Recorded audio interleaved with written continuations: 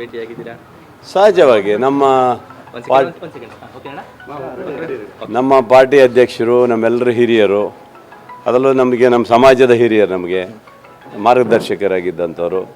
ಹೀಗೆ ಬಂದಿದ್ದೀವಿ, ನೋವಾಗಿತ್ತು, ಅವ್ರ ಹತ್ರ ಹೇಳ್ಕೊಳ್ಳೋಕೆ ಬಂದಿದ್ದೀವಿ ಅಷ್ಟೇ, ಬಿಟ್ಟರೆ ಬೇರೇನಿಲ್ಲ. ಮುಂದಿನ ದಿವಸದಲ್ಲಿ ಸಂಘಟನೆ ಮಾಡುವಂಥ ದೃಷ್ಟಿಯಲ್ಲಿ ಜಿಲ್ಲೆಯಲ್ಲಿ ಏನಾಗಬೇಕು ಅದ್ರ ಬಗ್ಗೆ ಮತ್ತು ಸುಮ್ಮನೆ ವೈಯಕ್ತಿಕ ಮಾತಾಡೋಕ್ಕೆ ಬಂದಿದ್ದೀವಿ.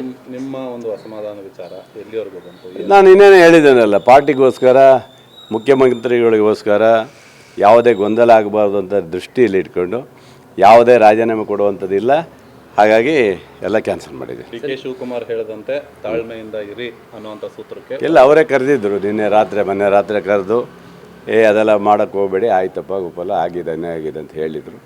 ಅನಂತರ ಕರ್ಕೊಂಡು ಹೋಗಿದ್ದರು. ನಿನ್ನೆ ರಾಮನಗರೆಲ್ಲ ಹೋಗಿ ಅವ್ರ ಜೊತೆಗೆ ಹೋಗಿ ಬಂದಿದ್ದೀನಿ. ಸಮಾಧಾನವಾಗಿ ಇರುವಂತ ಹೇಳಿದ್ದಾರೆ. ಹಾಗಾಗಿ ಬೇರೆ ಏನಾದರೂ ಪಕ್ಷದಲ್ಲಿ ನಿಮಗೆ ಸೂಕ್ತ ಸ್ಥಾನ ಯಾವುದು ಆ ಥರ ಏನಿಲ್ಲ.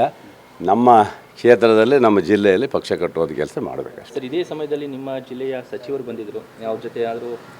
ಇಲ್ಲ, ನಾವು ಫಸ್ಟ್ ಬಂದಿದ್ದು, ಆಮೇಲೆ ಅವ್ರು ಬಂದರು.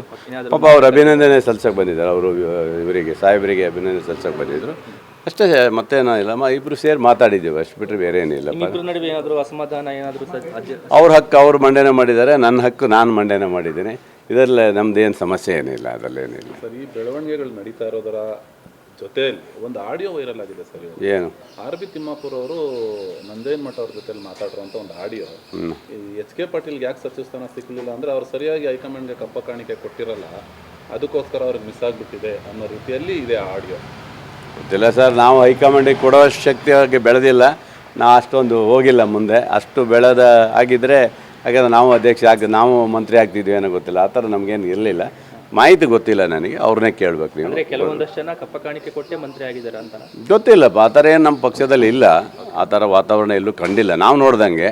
ಯಾಕಂದರೆ ಕಲ್ಚರ್ ಅಲ್ಲ. ನಾನು ಸಹ ಡೆಲ್ಲಿ ಹೋಗಿ ಬಂದಿದ್ದೇನೆ. ಯಾರೂ ಆ ಥರ ಏನು ಮಾತಾಡಿದ್ದು ಎಲ್ಲೂ ಕಾಣಲಿಲ್ಲ. ಆ ಥರ ನನಗೆ ಕಂಡಿಲ್ಲಪ್ಪ. ಆ ಥರ ವಾತಾವರಣ ಕಂಡಿಲ್ಲ. ಅವ್ರೇನು ಮಾತಾಡಿದಾರೋ ಅವ್ರ ಬಗ್ಗೆ ಸೂಕ್ಷ್ಮ ಕ್ರಮವನ್ನು ನಮ್ಮ ಅಧ್ಯಕ್ಷರು ತಗೊತಾರೆ.